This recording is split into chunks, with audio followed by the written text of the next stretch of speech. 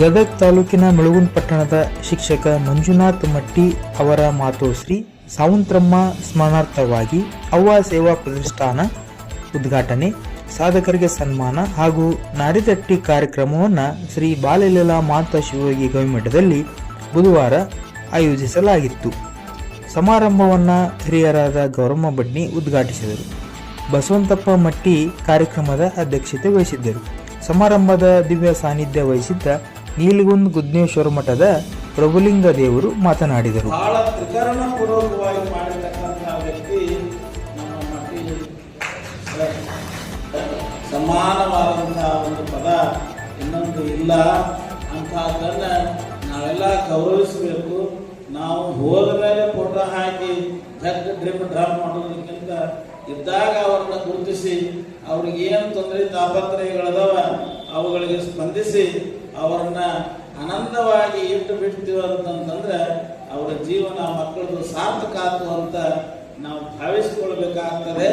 ಅಂತ ಒಂದು ಸಾರ್ಥಕತೆಯನ್ನ ಸರ್ ಮಾಡಿ ಇದ್ದಾಗೂ ಮಾಡ್ಯಾರ, ಮತ್ತು ಹೋದ ಮೇಲೇನೂ ಮಾಡಾಕ.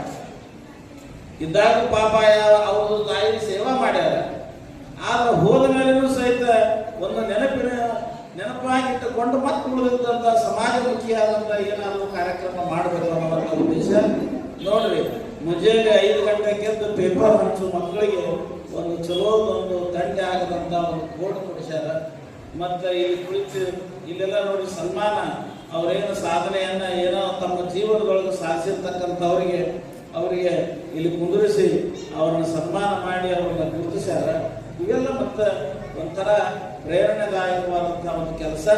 ಆ ಕೆಲಸ ಅವರು ಮಾಡ್ತಾ ಇದ್ದಾರೆ. ಅವರಿಗೆ ಇನ್ನೂ ಮಹಾಂತ ಶಿವಯೋಗಿ ಆಯುಷ ಆರೋಗ್ಯ. ಸಮಾರಂಭದಲ್ಲಿ ಸಾಧಕರಿಗೆ ಸನ್ಮಾನಿಸಲಾಯಿತು. ಇದೇ ವೇಳೆ ದಿನಪತ್ರಿಕೆ ವಿತರಕರಿಗೆ ಜಾರ್ಕಿನ್ ಸಹ ವಿತರಿಸಲಾಯಿತು.